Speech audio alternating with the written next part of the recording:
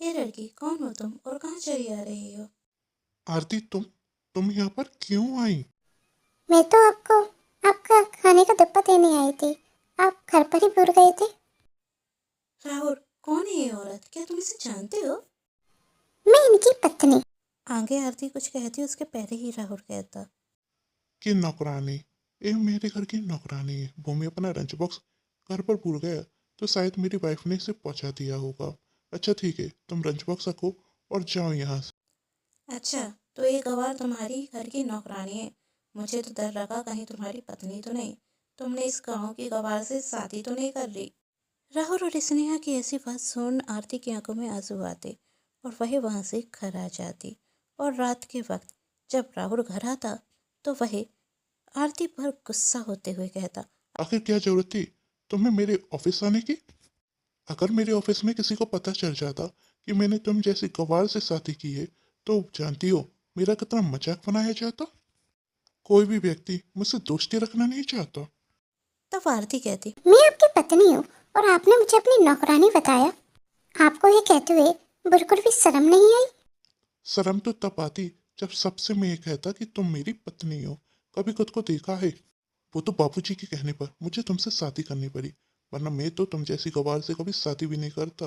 कभी खुद को देखो और शहर की उन मॉडर्न लड़कियों को देखो। स्नेहा को देखा था, कितनी टिप टॉप बनकर रहती है, और तुम यही गवारों वाली साड़ी पहनती हो और एक गुबे हुए बाल, भर भर की चुनिया और मांग में सिंदूर।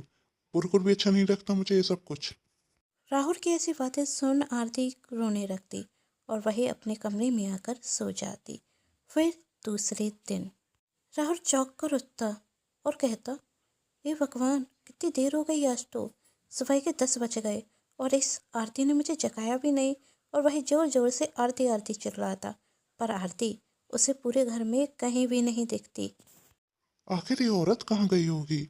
मेरा नाश्ता भी तैयार नहीं किया। अब मैं ऑफिस कैसे जाऊं? पहले ही बहुत देर हो गई है।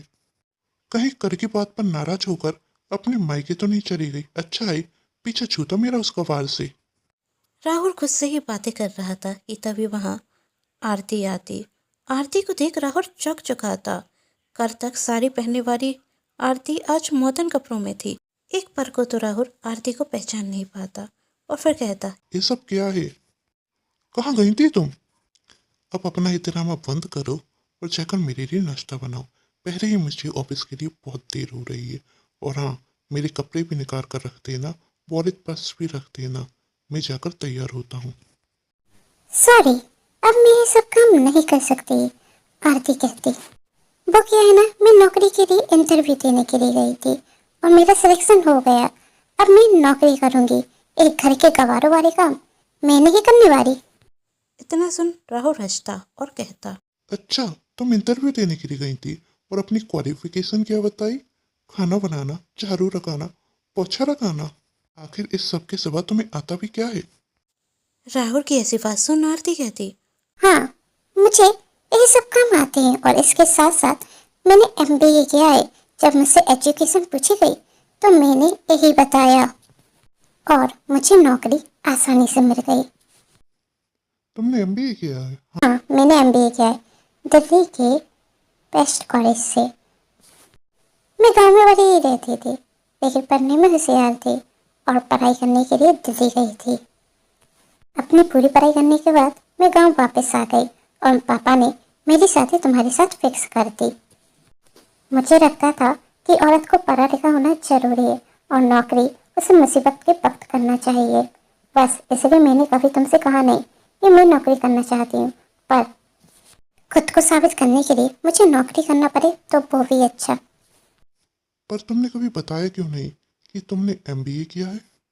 आपने मुझसे कभी पूछा ही नहीं। शादी के बाद आप मुझसे कम बात करते थे। मैं सोचती थी हमारा रिश्ता नया नया है, थोड़ा वक्त देना चाहिए। मुझे नहीं पता था कि आप मुझसे नफरत करते हैं। मुझे माफ कर दो आरती, मुझे नहीं पता था कि तुम इतनी पढ़ी लिखी हो। मैं पढ़ी लिखी हूँ इसलिए आप मुझसे माफ़ी मांग रहे हैं? क्यों? जो औरतें कम पढ़ी लिखी होती हैं, जो औरतें हाउस वाइफ होती हैं, उनकी कोई वैल्यू नहीं होती क्या?